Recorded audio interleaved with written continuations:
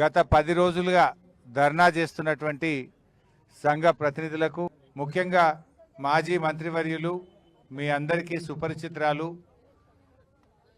Narsapur MLA శ్రీమతి సునీత లక్ష్మారెడ్డి గారు, మన జిల్లా బీఆర్ఎస్ పార్టీ అధ్యక్షులు సంగారెడ్డి ఎమ్మెల్యే చింతా ప్రభాకర్ గారు, మన జహీరాబాద్ ఎమ్మెల్యే గౌరవనీయులు మాణిక్యరావు గారు, డీసీఎంఎస్ చైర్మన్ శివకుమార్ గారు, తమ్ముడు ఆదర్శ్ రెడ్డి గారు, సీనియర్ నాయకులు జైపాల్ రెడ్డి గారు, అదేవిధంగా మా ఎమ్మెల్సీ తమ్ముడు షంబీపూర్ రాజు గారు, కార్యక్రమంలో పాల్గొంటున్న సీనియర్ నాయకులు గోవర్ధన్ రెడ్డి గారు, చంద్రగౌడ్ గారు, అదేవిధంగా శ్రీనివాస్ రెడ్డి గారు, రాజు గారు, సంతోష్ రెడ్డి గారు, మా మల్సూర్ గారు, ప్రభాకర్ రెడ్డి గారు, మరి హరికృష్ణ గారు, వెంకటేష్ గౌడ్ మా సీనియర్ నాయకులు, బాలరెడ్డి గారు మా మున్సిపల్ చైర్మన్ గారు, ఇంకా కార్యక్రమంలో ఉన్న సీనియర్ నాయకులకు, ముఖ్యంగా గుమ్మడిదల మండల రైతులకు, అక్కా చెల్లెళ్లకు, అన్నాదమ్ములందరికీ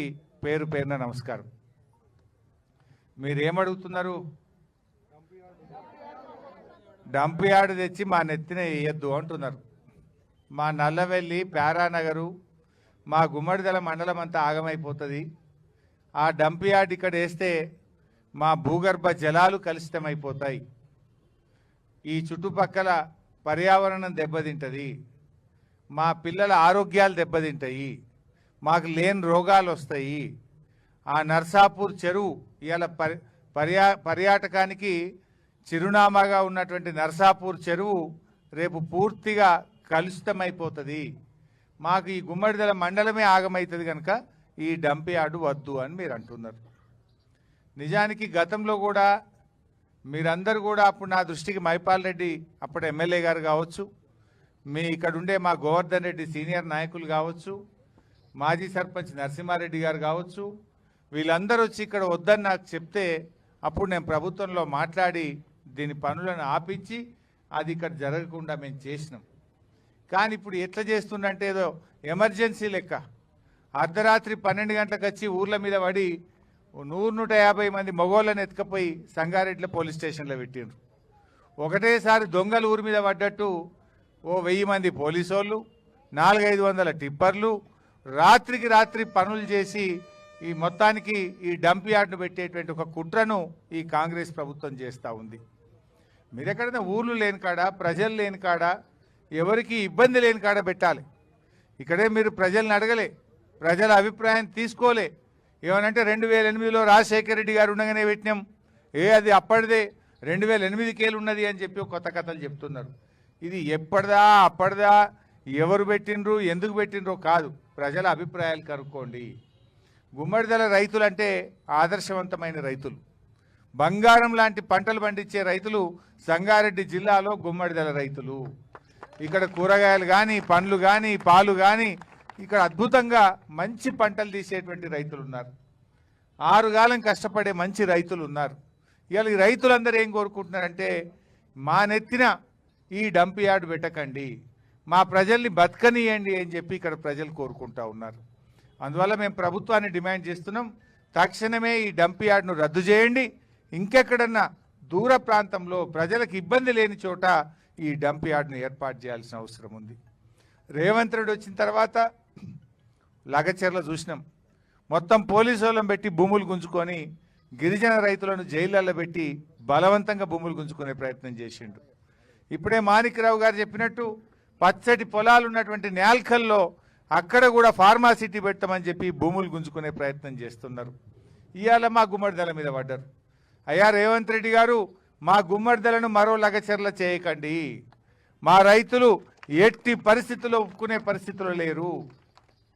ఇప్పటికే 10 రోజుల నుంచి వివిధ రూపాల్లో ధర్నాలు చేస్తుండ్రు.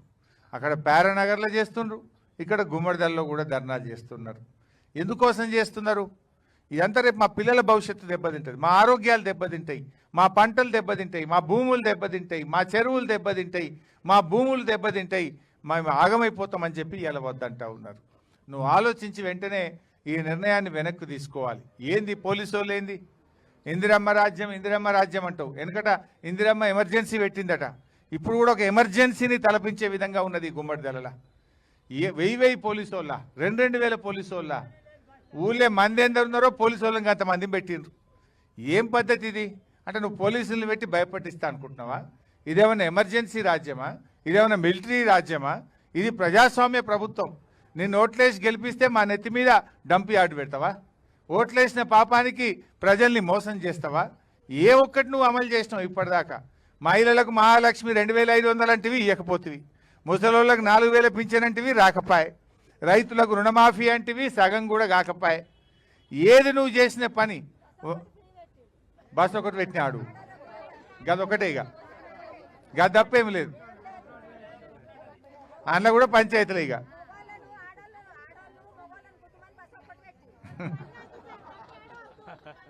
సో ఈ రకంగా ప్రజల్ని ఇబ్బంది పెడుతున్నావు. సో ఇప్పటికైనా మా గుమ్మడిదల అక్కా చెల్లెళ్ళు, అన్నదమ్ముళ్ళు, మా రైతుల అభిప్రాయాలను గుర్తుపెట్టుకొని తక్షణమే ఈ డంప్ యార్డ్ను ప్రజలకు ఇబ్బంది లేని చోట, గ్రామాలు లేనటువంటి చోట, రైతులకు ఇబ్బంది లేని చోట పెట్టాలి తప్ప ఇక్కడ ఈ గుమ్మడిదలలో ప్యారానగర్లో పెట్టొద్దని ప్రభుత్వాన్ని మేము కోరుతా ఉన్నాం. తప్పకుండా మీ యొక్క అంశాన్ని రేపు అసెంబ్లీలో కూడా మాట్లాడతాం. రేపు మళ్ళీ అసెంబ్లీ బడ్జెట్ సమావేశాలు స్టార్ట్ అవుతున్నాయి. ఇలా మీరు ఎట్లా పోరాడుతున్నారు? ఓనాడు బర్రెల్ని పెట్టిండ్రు, ఓనాడు గొర్రెల్ని పెట్టిండ్రు, ఓనాడు మహిళలు కూస్తున్నారు, ఓనాడు పిల్లలు కూస్తున్నారు, ట్రాక్టర్ల ర్యాలీ పెట్టిండ్రు. వివిధ రూపాల్లో ప్రజాస్వామ్య పద్ధతిలో మీరు కొట్లాడుతూ ఉన్నారు. మీ పోరాటాన్ని రేపు అసెంబ్లీలో మాట్లాడతాం, ప్రభుత్వం మీద ఒత్తిడి పెంచుతాం. ఎయిర్ ఫోర్స్ వాళ్ళు కూడా చెప్తున్నారు, ఇట్లా ఎయిర్ ఫోర్స్ ఉన్న కాడ 10 కిలోమీటర్ల చుట్టూలో డంప్ యార్డ్ పెట్టద్దు, మా విమానాలకు పక్షులు అడ్డం వస్తాయి, మాకు ఫ్లయింగ్ జోన్ ఎఫెక్ట్ అవుతుంది అని ఎయిర్ ఫోర్స్ అకాడమీ వాళ్ళు కూడా చెప్తున్నారు. ఎయిర్ ఫోర్స్ వాళ్ళు కూడా ఇక్కడ డంప్ యార్డ్ పెట్టొద్దు అని చెప్పి కలెక్టర్ గారికి లెటర్ ఇచ్చిండ్రు. మరి ఎయిర్ ఫోర్స్ వాళ్ళు పెట్టినా కూడా నువ్వు స్పందించవా? ఇవాళ ఈ గుమ్మడిదల వాళ్ళు అప్పుడే ఎయిర్ ఫోర్స్ దిండిగల్ అకాడమీ పెడితే వీళ్ళ భూములన్నీ పోయినాయి. ఆ రోజుల్లో 15,000 ఎకరాల భూములు పోయినాయి. ఆ ఎయిర్ ఫోర్స్ అకాడమీ పెట్టి అట్లా పరిశాన్ చేస్తుంది. ఇప్పుడు మళ్ళా డంప్ యార్డ్ పెట్టి ఉన్నోళ్ళను బతకనియకుండా ఇట్లా పరిశాన్ చేయబట్టింది. సో ఇప్పుడు ప్రజల అభిప్రాయం చూసినా, ఎయిర్ ఫోర్స్ అకాడమీ అభిప్రాయం చూసినా, ఏ రకంగా చూసినా డంప్ యార్డ్ ఇక్కడ పెట్టడం అనేది శ్రేయస్కరం కాదు. ఆలోచన విరమించుకోండి, మీ టిప్పర్లు వాపస్ తీసుకోండి, మీ పోలీసు వాళ్ళందరినీ కూడా వెనక్కు తీసుకొని ఇక్కడ ప్రజాస్వామ్య పద్ధతుల్లో ప్రజల ఆలోచనల్ని గౌరవించాలని చెప్పి కూడా ఈరోజు మేము డిమాండ్ చేస్తూ ఉన్నాం. ఇప్పటికైనా నువ్వు కళ్ళు తెరవక మొండికి పోతే మాత్రం నీకు తగిన శాస్తి తప్పదు. రేపు మరి నువ్వేం శాశ్వతం కాదు, నువ్వేం పర్మనెంట్ కాదు. కానీ ఇట్లా నువ్వు నీ చేతుల అధికారం ఉందని పోలీసు వాళ్ళని పెట్టో, మిలిటరీని పెట్టో బలవంతంగా పనిచేయదు. కోర్టు ఆర్డర్ ఇచ్చింది కదా, కోర్టు ఆర్డర్ ఇచ్చినాక బుద్ధి రాదా నీకు? హైకోర్టు చెప్పినాక కూడా పనులు ఎట్లా కొనసాగిస్తావు? హైకోర్టు పనులు ఆపండి అని చెప్పింది, ఒక్కసారి కాదు 2 సార్లు చెప్పింది. ఇవాళ కోర్టు చెప్పిన తర్వాత మీరు పనులు ఎట్లా ఎందుకు ఆపరు? పనులు ఎట్లా కొనసాగిస్తారు? మీరు ఇంకా బోర్లు వేస్తున్నారు అక్కడ, ఇంకా రోడ్లు వేస్తున్నారు అక్కడ. ఎట్లా రోడ్ వేస్తారు? హైకోర్టు యాజ్ ఇట్ ఈజ్ ఆపండి, సర్వే చేయండి, ప్రజల అభిప్రాయాలు తీసుకోండి, ఈ ఎయిర్ ఫోర్స్ అకాడమీ ఇచ్చిన అభిప్రాయాన్ని దృష్టిలో పెట్టుకోండి అని కోర్టు చెప్పినాక కూడా మీరు ఇంకా కూడా రోడ్లు వేస్తూ ఉన్నారు. తక్షణమే ఆ రోడ్డు పనులు ఆపాలి.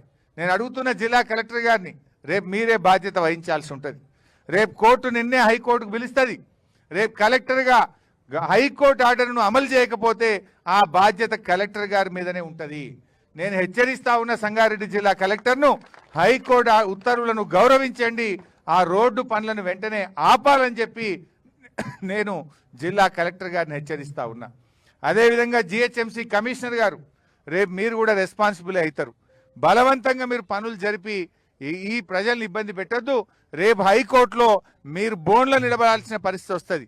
జిహెచ్ఎంసీ కమిషనర్ కానీ, అదేవిధంగా జిల్లా కలెక్టర్ గారు కానీ రేపు కోర్టుకు కూడా పోవాల్సి వస్తుంది. జాగ్రత్త అని చెప్పి కూడా జిల్లా కలెక్టర్ను, జిహెచ్ఎంసీ కమిషనర్ గారిని కూడా నేను హెచ్చరిస్తా ఉన్నా. కోర్టు ఉత్తర్వులను గౌరవించండి, దయచేసి రోడ్డు పనులు ఆపండి, ఇక్కడున్న టిప్పర్లను పోలీసు వాళ్ళందరినీ కూడా వెనక్కు తీసుకొని పోవాలని చెప్పి కూడా నేను ఈ సందర్భంగా కోరుతా ఉన్నా. ఈ రకంగా మీరు ఇంకా ఇబ్బంది పెట్టే పని చేయకండి. ఇవాళ మహిళలు, ఇంతమంది మహిళలు ఎవరో చెప్తేనో, రాజకీయ పార్టీ చెప్తేనో వస్తే ధర్నా చేసిన వాళ్ళు కాదు. స్వచ్ఛందంగా ఈ మహిళలందరూ కూడా తమ భవిష్యత్తు కోసం, తమ పిల్లల భవిష్యత్తు కోసం మాకు ఈ డంప్ యార్డ్ వద్దని చెప్పి కొట్లాడుతూ ఉన్నారు. ఇది రాజకీయాలతో ముడిపెట్టే పరిస్థితి కాదు. నిజాయితీగా మహిళలు, అన్ని వర్గాల ప్రజలు, అన్ని పార్టీల రైతులు అందరూ కలిసి ఈ డంప్ యార్డ్ మాకు వద్దని మాట్లాడుతున్నప్పుడు ప్రభుత్వం దిగిరావాలి. ఈ డంప్ యార్డ్ పనులు నిలిపివేయాలని చెప్పి నేను రేవంత్ రెడ్డిని డిమాండ్ చేస్తున్నా. తప్పకుండా మీకోసం ఇవాళ 4 ఎమ్మెల్యేలం వచ్చినాం, రేపు అసెంబ్లీలో కూడా మీకోసం కొట్లాడతాం, మీ పక్షాన నిలబడతామని చెప్పి మనవి చేస్తూ జై తెలంగాణ.